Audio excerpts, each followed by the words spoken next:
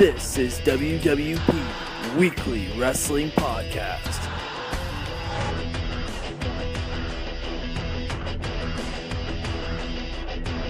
This is King Corino, the voice of Ring of Honor Television. Don't tell Kevin Kelly.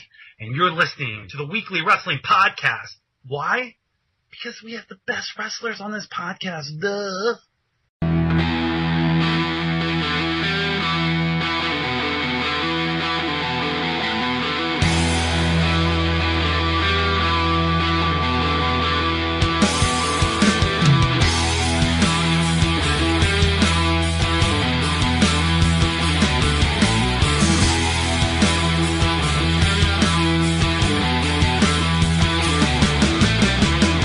Welcome to the Weekly Wrestling Podcast. I'm your co-host, Matthew Grant, and we have a very special interview lined up right now. And with that said, I have to have a very special co-host. And with that said, from the Uncle Mike and Tom show, I have Tom Richards. What's going on, man? What's going on, Matt? A little bit of technical difficulties, but nothing we can't get around. Always. It wouldn't be a podcast without technical difficulties, right? Absolutely. But I want to introduce our guest right now, and man, I can go down the accolades, but nothing says it like being a former ECW World Champion, being a former Ring of Honor Tag Team Champion, being a former AIW Absolute Champion, being a former Union Heavyweight Champion. He's the current Ring of Honor color commentator, and as of January 1st, will be a 50% owner of Deathproof Fight Club. Ladies and gentlemen, he's the king of old school, Steve Corino. What's going on, man? Hey, man, thank you for having me. Yeah, I have to say, like, sometimes when I do these interviews, he's a former ECW champion, Ring of Honor Tag Champ, NWA Heavyweight Champion. It's, sometimes you give the obscure titles, and it makes me smile because it's like, yeah, sometimes, that as much as I've done on the independents for the last 20 years, there's titles that have meant a lot that, like, kind of fall by the wayside. And, like, you had said, like, AEW. Absolute Union Champion, stuff like that. So, yeah, it was very cool that you said that.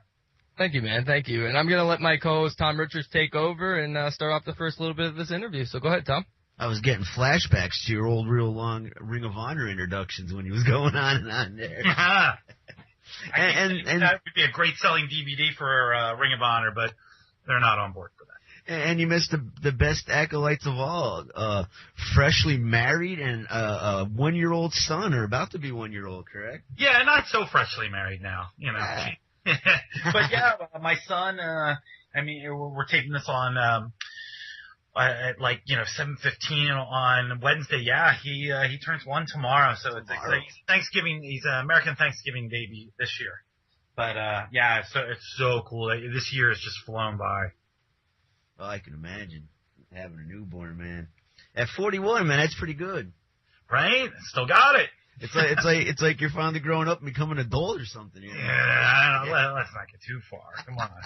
Yeah, I'm Peter Pan. I'll never grow up. I have an 18-year-old also, Colby, who wrestles, and he goes to university, and so when I do get to see him, we're like two kids. Like, I'm like, man, how can I be anybody's father when I'm like, I haven't grown up myself? Yeah, Colby is starting to get out there and work some indies, man. Yeah, he's doing great. He worked Excite in Binghamton, New York. Got hurt tore a ligament in his elbow. A week later, he comes down to North Carolina and wrestles 3 matches in a tournament. It's crazy, and he's doing little things, training at the Ring of Honor dojo, really putting it together. He was a great amateur in high school, and he's fooled around with pro wrestling for years, so yeah, he's having a blast, and he's really getting out there now, and I highly recommend him to promoters because he's smart. He grew up in wrestling. He doesn't have that ego that comes with sometimes being 18 and. It's a high flyer, and yeah, man, I'll throw a quick plug out. You can all book him at colbycorino@gmail.com. He's well worth it. He's expensive, though. I don't know about that. I don't know where he's good.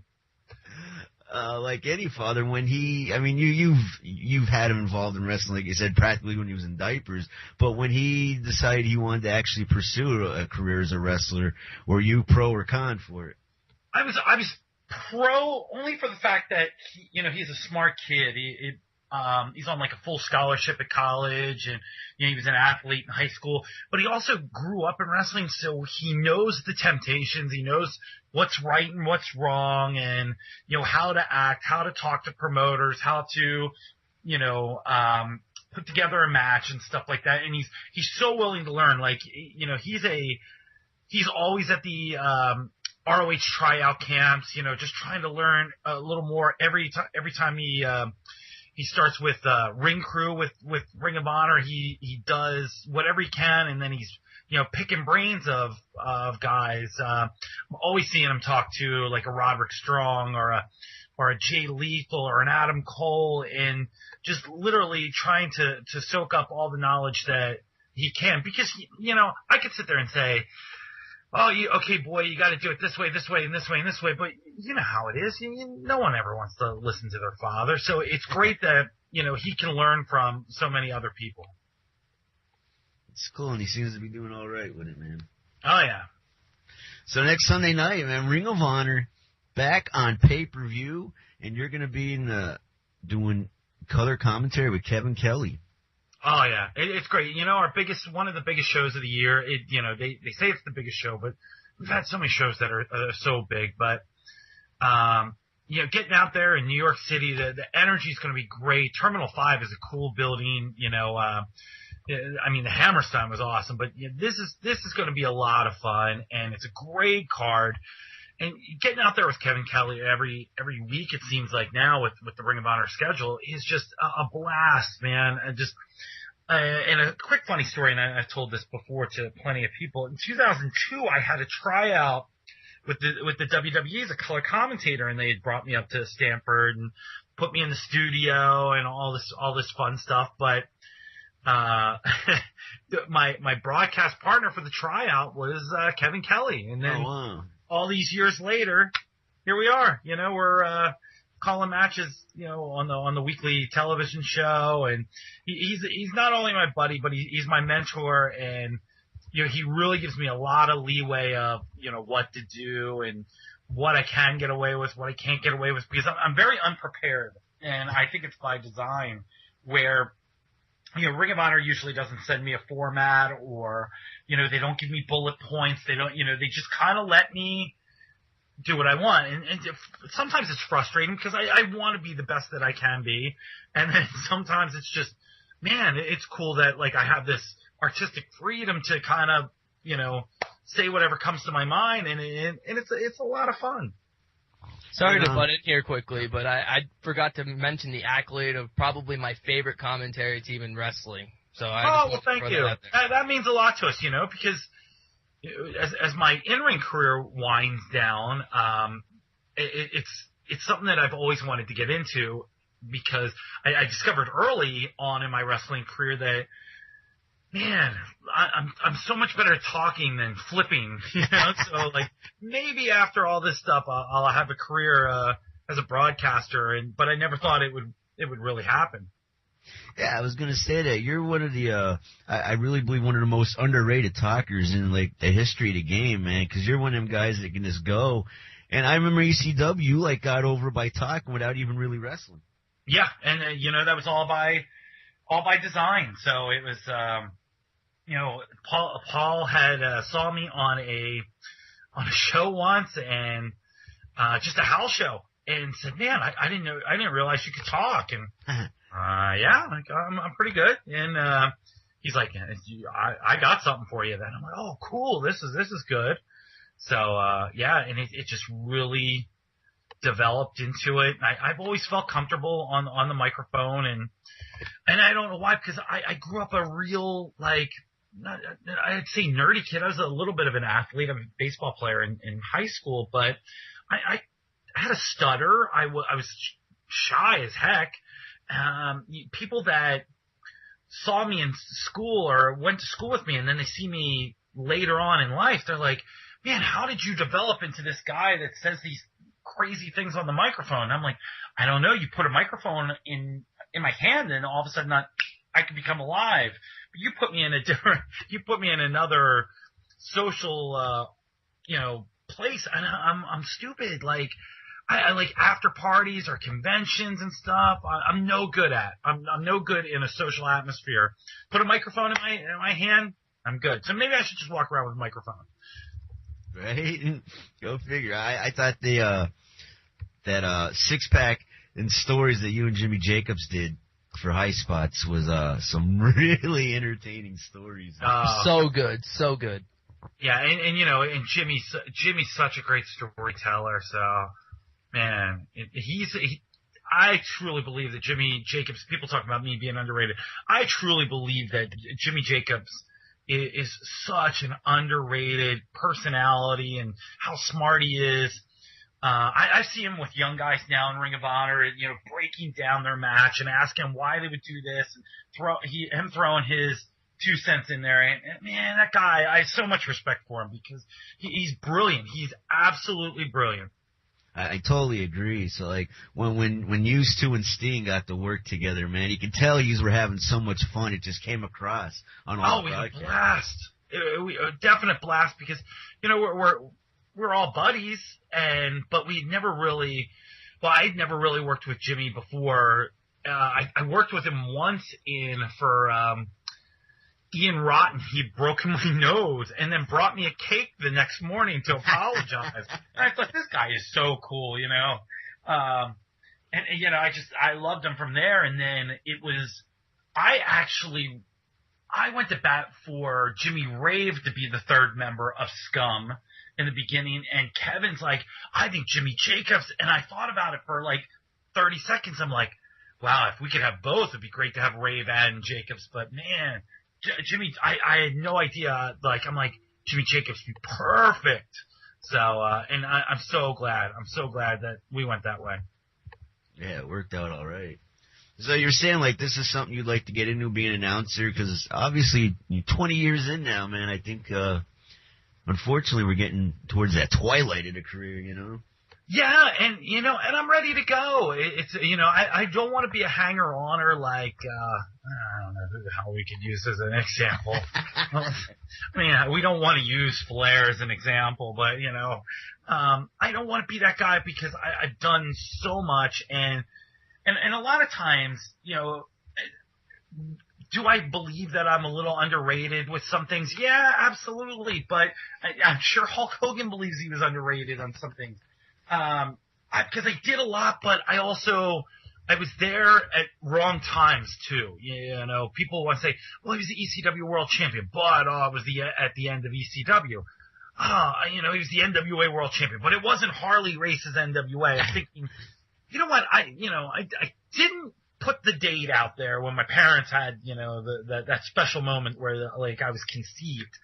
You know, I had to make what I was given and the opportunities that I was given, and I've been so lucky over the years to, you know, win the championships that I have and wrestle the amazing talents and heroes of mine that I've wrestled. You know, I'm truly the luckiest guy in the entire wrestling world. My main goal in professional wrestling when I started was to have one match.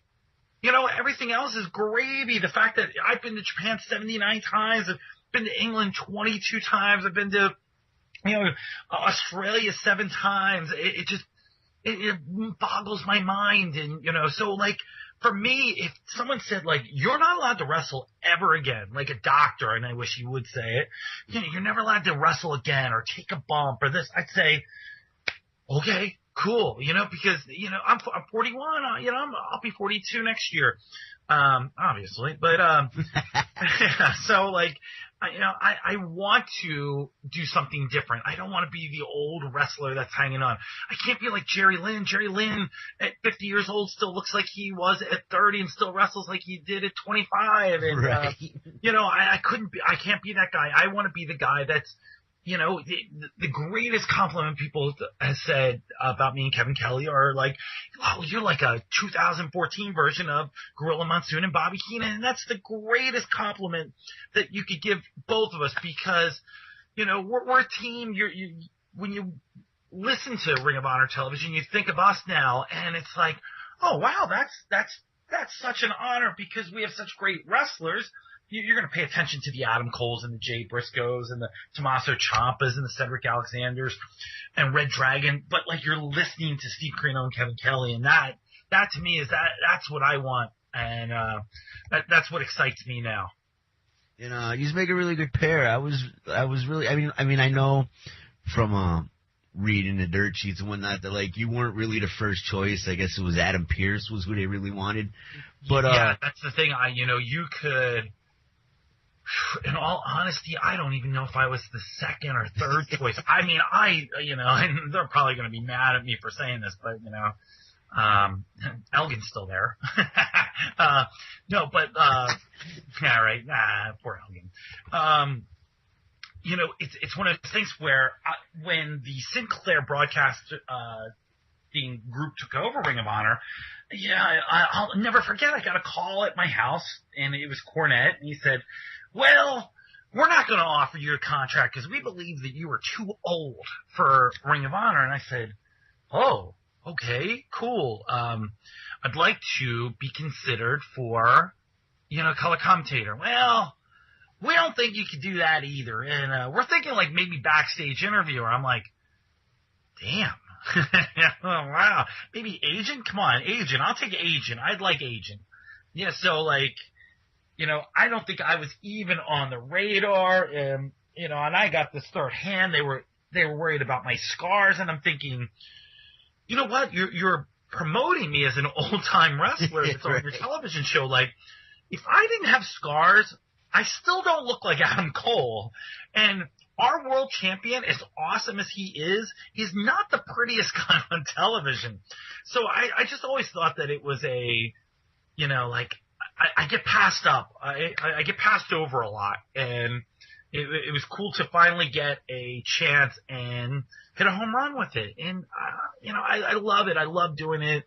I love being on there. I love hanging out with Kevin Kelly and going over the show afterwards, or fans coming up to me and saying, "Oh, we love this line," or "We love how you got serious for this moment and broke down a match," and "We love how you have such a man crush on Adam Cole, but then you also love Cedric Alexander." So I'm trying to find my niche, and it's going to take a long time to really find that happy medium, but man, I am having a blast.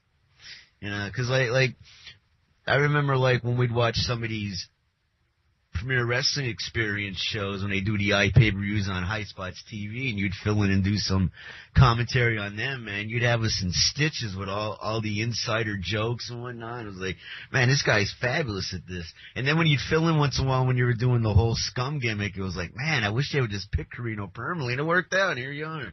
And I think that was one of those things that Hunter finally decided I was the guy when they had put me at ringside for the Steen Davey Richards match at Best in the World in New York, and I was with I guess Cornette was at ringside or something like that, and I was so mad at him at the time because he had, and I was a Cornette guy, and he had said something so insulting to me, and I forget what it was, but it was a backhanded thing that like I don't think he meant it like so insulting, but it was so insulting. And I'm like, oh, and I just let it go, like, and before he had left Ring of Honor, I bet you must have at least once a weekend said, Steve Corino, it's Jim Cornette show featuring Ring of Honor, huh? I'm like, man, that line hurt you. And, but I think that's where people started going, oh, you know what, Corino would be a good fit for this, and I'm just glad I got a chance. That's awesome. That's the Jim Cornette show featuring Ring of Honor. I love it. Oh, poor Jim. Something I always wanted to ask is, you never had like a run in TNA. Was there ever any serious talk of that happening?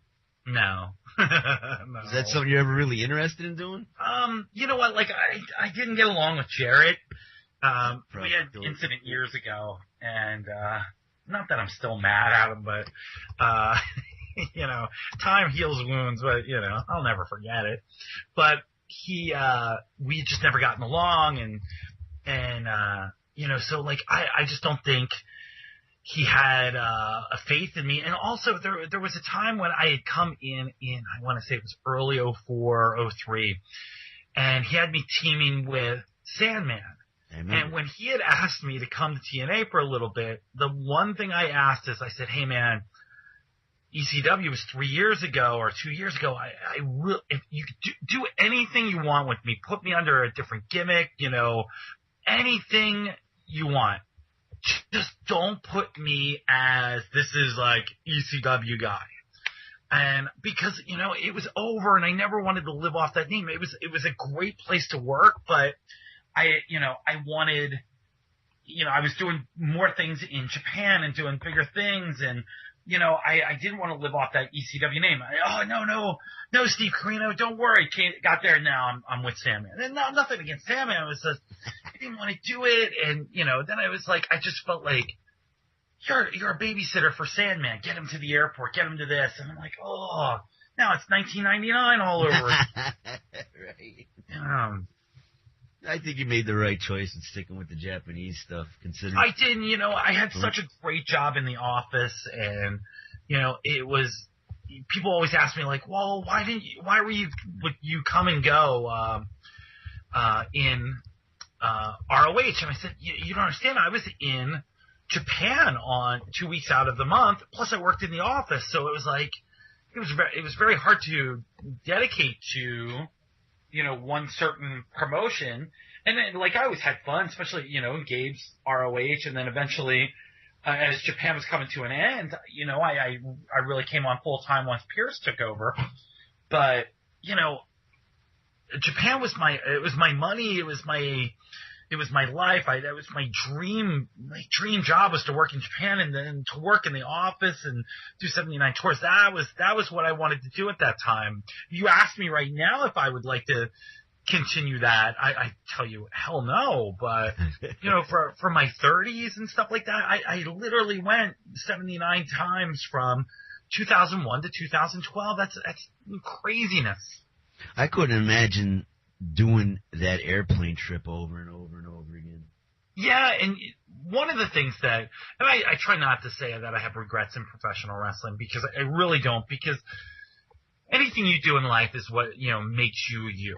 So, but if there was one thing I could always take back, is probably, like, I wouldn't have worked so many independents when I came back from Japan, because, you know, now at 41, people don't realize, like, how beat up my body is. And it's not just, you know, from the physical matches in Japan or over here in the States and international. It was just, I never gave myself time to relax and heal up and stuff like that. And I look, and, you know, the thing right now with Ring of Honor is these exclusive contracts, and, you know, fans are pissed off because some guys aren't going to be able to work indies. And I thought to these guys, and I said it to a couple, I took a couple aside, I said, this is the greatest thing that's ever going to happen to you guys.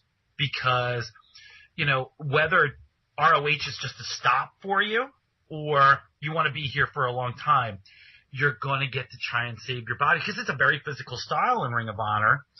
And, you know, having that little break, and, you know, it sucks for some indies and stuff like that, but it in the long run, indies are going to always be better, just because it gives a chance for the independent bookers to be more creative. Like, okay, I don't have a chance to get a Adam Cole or a Briscoes on my show, so let me see what I can do with a Cedric Alexander or a Tommaso Ciampa, who are, you know, on a almost to the top tier of Ring of Honor.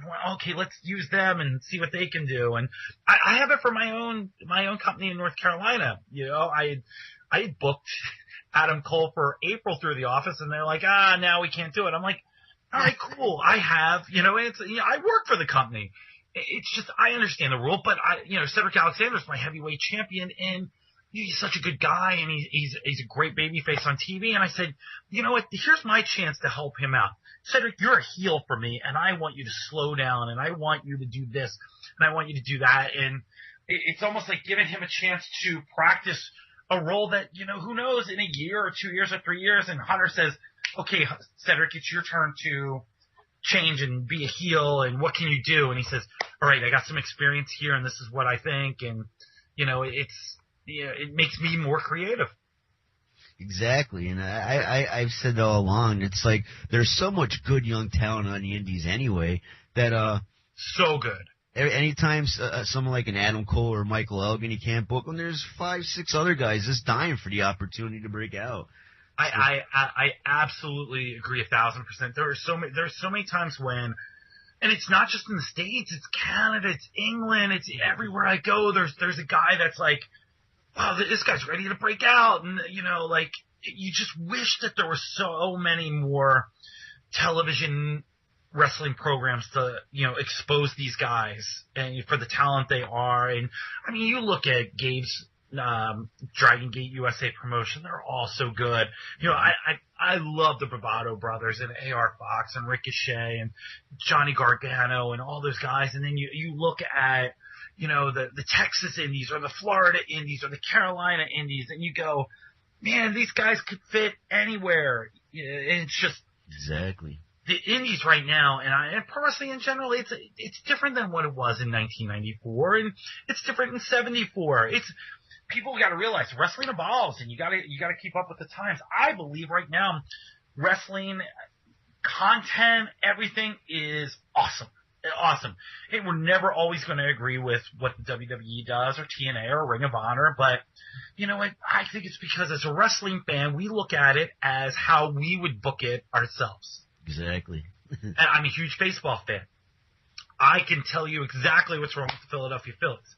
And I'm probably 100% wrong, but that's how I would do it. And it's not that fans are jerks. It's just, they think of it more as like, oh, this is how I would do it, instead of let's just relax and, take the ride. And I think that's what we all need to do. Just relax, take the ride, and then fantasy book on our own. Exactly. Like I'm the same age as you, so like I've been watching it since 1980, and I agree 100%. I think right now there's so much awesome, great wrestling. All the people that bitch and moan, man, it's just I don't get it, man. There's just so much great shit, But absolutely. Although one thing I'll disagree on, I think you're probably correct on the issues of the Phillies, and we probably agree on what they'd have to do to get fixed. Yeah, it's gonna be rough for a while. Yeah. Yes. Speaking of you, once again running a promotion, this time down in North Carolina, man. Yeah, and it's been great. I have such a great crew. We redid the Premier Wrestling Federation name, and it's on the Crystal Coast in North Carolina, where there's really no wrestling at all. So it's basically, we had one chance to make a first impression, and I wanted to do it different. I wanted this wrestling company to be a part of the community. I wanted it to be teamwork. I wanted a set format where, on Friday nights we start shows at 7:30, and they have to be done by 9:45. Like, we even used the old, and you're an old-time wrestling fan, the old curfew for the main event. It's one fall to curfew, and we've used the curfew draw before, and it worked. Like, people understand now, like, okay, cool, we can bring our kids because we're not going to be here until 11 o'clock, and we can come back, and we do birthday parties and all this fun stuff, and during the fall, it's tournament season, and I have a lot of great characters, and I'm so proud of all my guys, and they work hard and for crappy money, but it's just so much fun, and we're having a blast. I mean, I think it's cool that the PWF name is back, because I'm from Pennsylvania, so like I used to make the trip to the old Pottstown show. Pottstown, yeah. Yeah, we use all the old lineage and everything. And if fans want to check it out, it's ProWrestlingPWF.com. We're actually going to put, and I think I have some old videos up on the website. But yeah, man, like, it's hard to believe how many guys have gone through the PWF. What I'm interested in is how different is it running in North Carolina compared to Pennsylvania? Oh, I love it. Because we don't have a commission, we don't have, not that to say we don't have competition, because the older I get, I realize that, it's not competition. It's just putting on the best show that you can in the building that you're in. I've told all my guys before, I don't care what you do in the building next door to me, as long as you do what you're supposed to do when you are here with us. And it works out great. And I have such a great staff. You know, me, Rob, and Brian back in 2001 to 2004 tried to do it all on our own instead of like asking for help, and or if help came to us, making sure that it was the right person to help. I have Thomas Simpson from Omega that runs my concession stand, and just unbelievable, like what he does, and he makes people feel so good. And I have great ticket ladies, Stephanie and Mama Danger, just, make sure when the people come in, my on-screen president is a guy that goes around and shakes hands, and he's not like a heel authoritative figure. So, when there's an angle that calls for him to make a decision, people believe in the decision that he's making because they're into the story, and it's great. And I have guys that were bitter about wrestling that I came to, and I said, I'm picking you to be in this spot. I have an idea, and some guys didn't understand where I was going, but now they do, and it's really become a team. And I give these speeches. I always call it the Heyman speech, to the guys, a week before, or even we have a group page that, is just for the PWF, like, talent and staff and everything like that. And I said, guys, we're all the same, whether you're the video guy or the concessions guy or one of the kids that put up the ring and stuff like that. It's a team, and we do it together, and we share, and it's been great since May. We've just been doing great things, and the fans are getting more into it, and they're coming out, and it's I think by this time next year we're gonna have to move our building because it's gonna be hard to keep it's going to be hard to, like, fit everybody in, and that's, like, the most awesome problem you can ever have. Exactly. A whole bunch of promoters right now saying, God damn, I wish I had that problem. Yeah, but, yeah, for all of you that have that problem, that are thinking that they want that problem, my building's pretty small, So it's not like we're selling 5,000 tickets. But, boy, it would be nice, right? And the other thing I try to do is I try to keep it, being a baseball fan, I love minor league baseball. Me and my young son go to minor league games all summer and stuff like that. And I take a look around and I see, okay, what's the giveaway? What's the character? What are they doing? The game is just part of the package. Everything else, it's the atmosphere. And that's what I try to do with this version of the PWF. I try to make it a whole event. My tickets are $10 and $5, and it's hard to make money when you have $10 and $5. And instead of raising ticket prices and stuff like that, we do almost like a pre-show. And we call it Club VIP PWF. And it's if you want to come, you can spend $5 extra, and you come, you get 50% off your concessions. You get a bonus match or two. You get to pick everything's general admission, so you get to pick your seat. And it seems like the hardcore fans are, there might be 20 a show that want this Club VIPWF, and they don't complain about, it's extra $5. Or in all reality, if you buy your tickets online, we give you the Club VIPWF thing for free. So, like, just to try and get up internet sales and see where our marketing's working. But and it works out so good, man. I have some crazy good fans that know wrestling's entertainment except from 7:30 to 9:45, and then they say, "Man, this is what we come to see." It's like a movie. Suspend your disbelief for a little bit. Go back to your real life as soon as it's over. Exactly. Interesting, man. I'm glad to hear that it's working out for you. So far, so good. I can't buy a new house. Hey, Matt, if you want to take over and ask some questions. Yeah, absolutely, man. Fantastic interview so far. Thanks again, Steve, for joining us. The one thing I wanted to get into definitely is you had the honor and the pleasure of having Kevin Steen's last Ring of Honor match. Talk a little bit about the enjoyment of that, man. It was an awesome honor. No pun intended. I had no idea that that Hunter was going to even give him the option of, letting him pick his opponents on the way out and stuff. And he gave me a call one day and he said, "Hey man, I want you to be my last match." And I said, no, I can't. I'm a broadcaster now.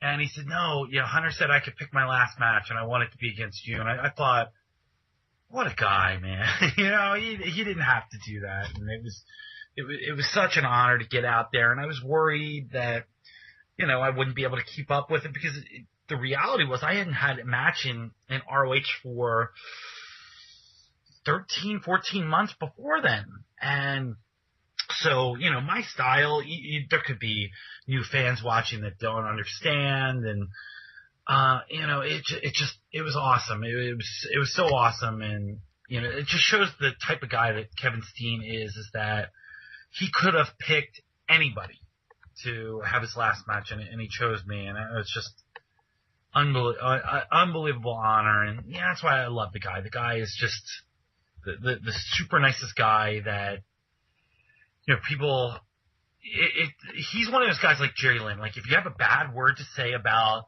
Kevin Steen, you're probably a bad person. And,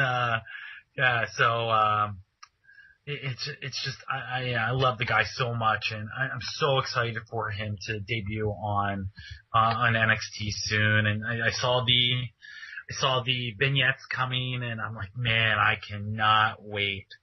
So, yeah. I think it makes us all excited as fans. Oh, absolutely. Because, think about it, like it was one of us that made it. He's on his way, and he deserves it. I saw him when I went to Florida for Ring of Honor a couple months ago, and it seemed like a month ago now. And he's just happy. He's just happy-go-lucky Kevin, and man, he's going to tear it up there. And he's, with him and Sami Zayn and those guys there, it's just NXT is just an awesome show to watch. Oh, absolutely. I couldn't agree more with you there. As a color commentator, which match are you most excited to call at Final Battle? I'll tell you the one I'm not looking forward to calling is the ACH and Young Bucks against the Addiction and Cedric Alexander. Reason being is it is so hard to call a Young Bucks match because they are so freaking awesome, and they do all these things that I end up going, whoa, it's craziness. They are so good. And so now that you add, Daniel Kazarian and Alexander on the other side, and ACH on their side, yeah, it's going to be a lot of Joey Lawrence references in that one. I'm really looking forward to Lethal and Seidel for the World Television title. They're just at the top of their game right now. Jay Lethal is so good. Just so good. And I just love the way he can control a match. Adam Cole versus Jay Briscoe, the feud that never dies and gets fired up and cools down and fires up. It reminds me of like an old time feud that like it never really has a conclusion. And okay, now this one is Fight Without Honor. It should be the conclusion, but will it be? And I love that open-endedness of this feud. And the Red Dragon against the Time Splitters, it's going to be awesome. I'm going to need Nigel out there to make it a 3-man team the whole night because I'm definitely going to lose my voice. Speaking of Nigel McGuinness, I feel like a lot of fans are anticipating the eventual match between you two. Ever going to happen? Never. I mean, we've even gone to the point of, being buddies on TV now so that we can put that thing right out of everybody's mind. Yeah, because it seemed like you were really, was there ever talk of actually doing a match? Oh, I begged. I thought like that would be the perfect end of Scum it would have been Nigel and me in the cage together, and, he wouldn't do it. He was very adamant about, if he was ever going to have another match, it would be for WWE, and it was nothing against, me, or Steen or Jacobs or Hardy or any of those guys. It's just he had something in mind and he kept to it, and that's the type of guy Nigel is, and he's a great guy, and I really love when they bring him out. We do 3-man commentating teams. It's just a lot of fun. I really enjoy it. I know you've had the chance to be in the ring with Josh Alexander. You have the chance to call some of the matches of Josh Alexander and Ethan Page. What are your thoughts on them two? Because they're really good friends of the show, and I just wanted to throw that out there. They're awesome. They're awesome. The Monster Mafia guys are two guys that, I'm Canadian, so, but they're two guys I wish they were American, so that there wasn't the mumbo jumbo of getting them visas and getting them, tickets and stuff like that. And, that's sometimes the economics of professional wrestling and the logistics of professional wrestling. You don't get the guys that you really want. For me, if I was in charge of Ring of Honor, Monster Mafia be on everything. And, in a perfect world. Because, in a perfect world, there'd be no visas or, expensive plane trips and stuff like that. But, man, Paige and Alexander, they're great as a team, but they're also great individually, too. So I see big things for them, and I hope that they return to Ring of Honor soon because fans don't know them all the time, and by the end of the match, they're over huge. And that everywhere they go, and I've wrestled Josh for a Union before, and he's good, and he's tough, and Paige, same way, they're good and tough, and they want to learn and get better, and I think, whatever deal can be made, they would be such an asset to like a full-time Ring of Honor roster spot. I 100% agree with you there, man. On January 11th, you'll be making your Deathproof Fight Club debut, and I got to ask you, how'd that deal come about, man? Hey, sometimes you got to make an investment, right? So they came to me, gave me an idea, said, be invested, would you be invested? I said, you know what, like, I don't want to just come, I want to be a part of something. And, they explained to me, they showed me videos, and I said, you know what, like, I've never been the most hardcore fan, but sometimes when you get an atmosphere that's crazy like Deathproof, that you got to be a part of it. So I'm excited to get back up there January 11th, and I think it was a big shock of the buying 50% of the company, and it's gonna really work out. It's gonna work out very well for everybody involved. But they got some crazy people that work for them. They got some great people that work for them. They got some people that work for them. My 50% will get them out. So January 11th, it's going to be great. I want everybody in the Ontario province to get there. I'm not just talking about Toronto area. Everybody in Ontario, come and see what we're going to do because we're going to turn it up. We're going to turn it up. If you thought it was turned up before, we're going to turn it up again, starting with January 11th, and it's going to be a blast, man. Me being an original Canadian, I love coming back to Canada, and now I get to come back and on January 11th, and it's Declaration of Anarchy 2. So it's a Declaration of Anarchy. Just it's going to be crazy. Masada is going to be there, and he's a nut. He's absolutely crazy. So, we'll be interested to see what happens. And it's good that these guys, everybody on the roster is very passionate about the product, and they're very passionate about what they do. And I believe, even though I was never really a fan of hardcore wrestling, considering how many scars I have on my body, it's hard to believe. But I believe that everything has its place in wrestling. And the same thing with, the hardcore style. And when you believe in that hardcore style and you have guys that, believe in it too, you can make some magic together. And we're going to start making some magic January 11th. 2015 is upon us. Can you believe that? Oh, man. Amazing. Deathproof Fight Club, honestly, I've been there quite a few times, and it's a real special place to be. So I can only imagine what it's going to be like January 11th. Oh, it's going to be crazy atmosphere. Amazing atmosphere. A couple more questions here, and then I'll hand it off to Tom if he's got anything else. Talk a little bit about all the ECW reunion shows. Do you have a problem with them at all? I don't have a problem with them. I never wanted to do them, but I never had a problem with them because it created, work for guys that wanted it or needed it. And for me, I believe, I don't know, maybe it's just because I see wrestling as a form of entertainment, whereas like Robert De Niro was in Analyze This or Analyze That, or or he was in something that Meet the Fockers a couple times. And okay, so now we're not going to do more Meet the Fockers. Are you going to stay in that role, or are you going to go do another role? I always thought that like ECW was great. It really put me on the map. If there was no Paul Heyman or Dusty Rhodes or Tommy Dreamer or Jerry Lynn and Taz, there would be no Steve Corino still in wrestling. But I also took that experience and I went to Japan for, 11 years and made it work there. And then,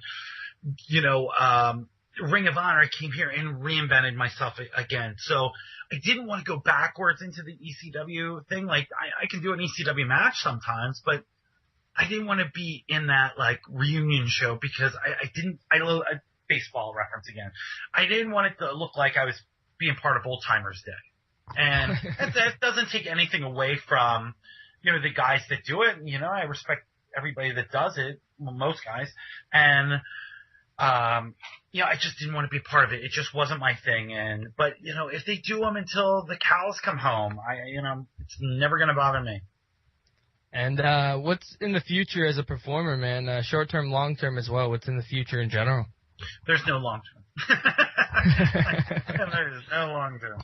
As a wrestler, there's not much more I can do. I still like to get out there and have matches every once in a while. And, until Ring of Honor, tries to put me under that exclusive deal that I keep begging them for, I still got to go out and work the indies every once in a while and get out there and bump and throw the trunks on and try and get them up over my belly button.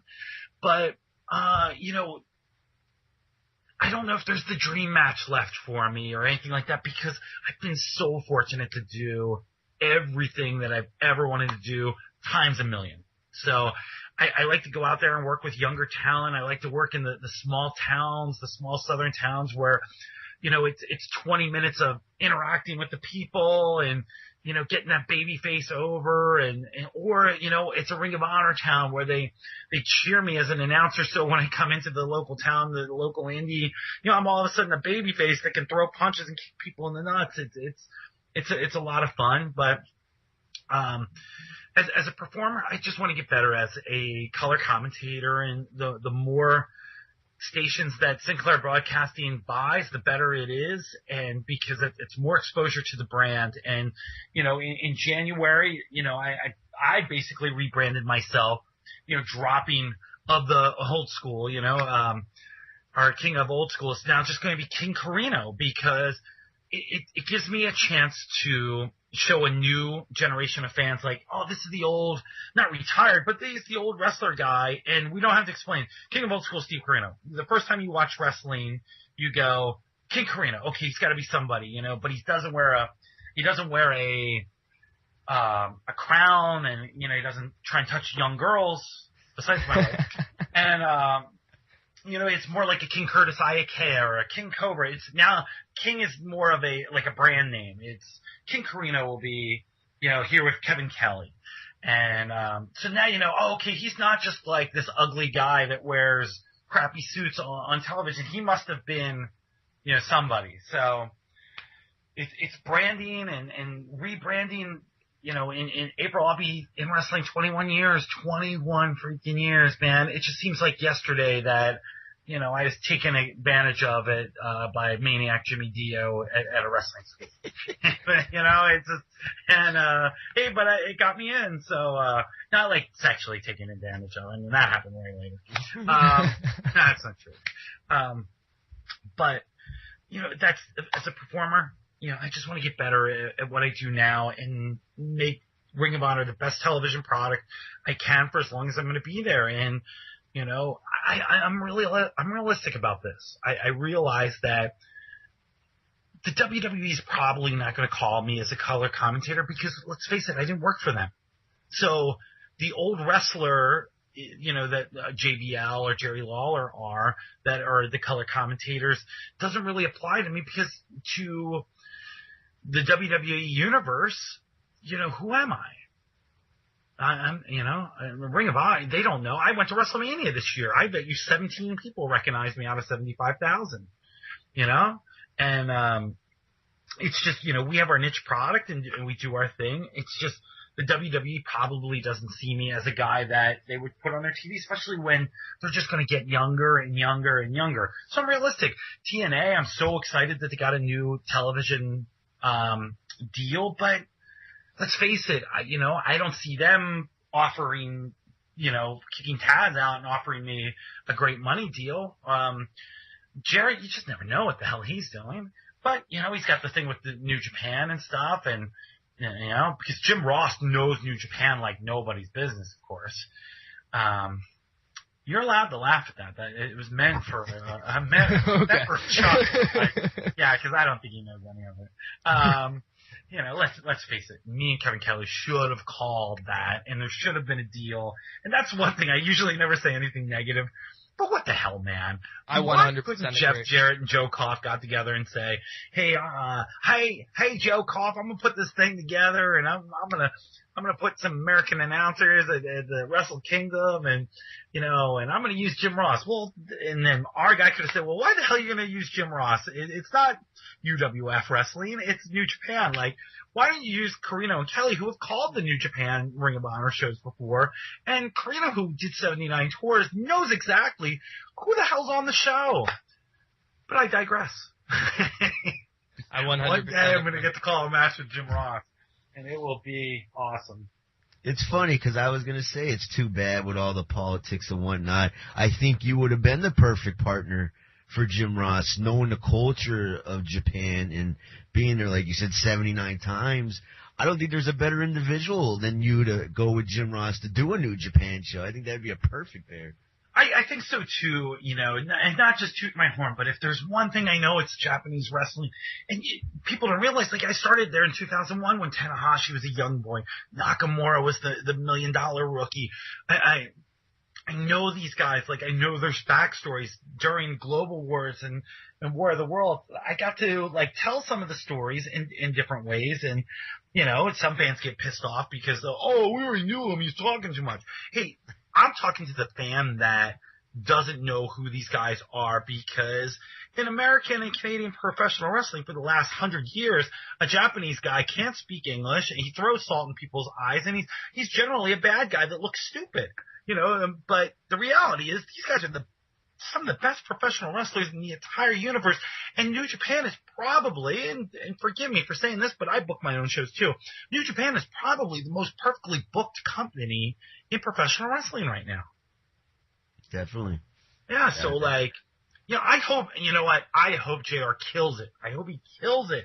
I imagine Demora will be the color commentator, but I hope they kill it. And I hope it leads to great things. I just believe that it should have been me and Kevin Kelly because we have the experience and we also know the product. In a perfect world, you'd be correct, but unfortunately, the pro wrestling business is far, far from a perfect world. Oh, that's what makes it so cool. But, it's like anything. It's politics is in any form of entertainment, any form of, business and stuff like that. And I don't take it personally. Like, I don't have my JR voodoo doll anymore. But, Jared, I do. It's just a way of business, and, you hope you don't get overlooked for a role and stuff like that. And when you do, you just go, crap, and you move on and you do it, and you hope that another opportunity comes, to you again. So it's all good to me. It's all good because you might not be calling the show on January 4th, but December 7th, you're going to be in New York City at Terminal 5. Yeah, Jim Ross final battle, man. On regular pay-per-view, not iPay-per-view, regular pay-per-view. That's awesome where you can actually watch it in your living room on your big screen TV. That's right. My wife can watch it. She won't, but she can now. She has the ability to watch it. You should force her. Tell her you need every single last buy, man. Oh, yeah. She'd say, all right. All right, man. We just got to thank you, man, for taking the time out of your day for joining us. It was honestly an absolute pleasure. This interview better have been better than Ian Rottman's. It owes me $1,000. He owes a lot of people money, apparently. Is there anything you want to throw out there, man, whether it be plugs, social media? Yeah, he's not a good person. I'll throw that out there. You can visit my website. I just redesigned it while we were talking. worldofcarino.com. It's Blogger, so it wasn't like I just reinvented the wheel. But worldofcarino.com, you can follow me on Twitter at King Corino. Hey, if you get froggy and somebody listens to this in North Carolina and you want to come out, ProWrestlingPWF.com. Follow us on Twitter at PWF Legacy. Hey, if you're a promoter and you're looking to book great young talent, Colby Corino, I'm pushing him like he was Eric freaking Watts, baby. You can follow him on Twitter at generation_ace and book him at colbycorino@gmail.com. Awesome, man. Throw out the pro wrestling tees as well, because I know there's a big sale going on. Yeah, 20% off. You know, stupid kid is beating me today, too. Like, I think I sold 4 shirts and he sold 5 already. Yeah, ProWrestlingTees.com/Steve Corino, 20% off until December 1st. I have 5 different t-shirts on there. Colby said 3 different. We have PWF shirts on there with the turtle logo, which is pretty cool. Yeah, don't forget to buy it. You buy one, I send a free 8x10 out there of my pretty face, of pictures that I stole from the ROH office, so I didn't have to put the money out myself. So yeah, man, you get some free stuff and 20% off. It's a great American Thanksgiving sale. And, you know, we don't do crap for Canadian Thanksgiving, unfortunately. I feel like you took a shot there. Yeah, man, they forget us Canadians. I'm dual citizen, so, you know, we gotta, you know what? Next, we can put this in print. Next Canadian Thanksgiving, 30% off my t-shirts. You heard it. I mean, don't wait until next one, but you buy them now. I'll have different designs out by then. But yeah, 20% off until December 1st. Next year for Canadian Thanksgiving, I'm giving 30% off. Awesome, man. Thank you so much for the time. Looking forward to seeing you in January. Have a wonderful holiday, man. And once again, thank you. Hey, thank you, guys. Have a good one.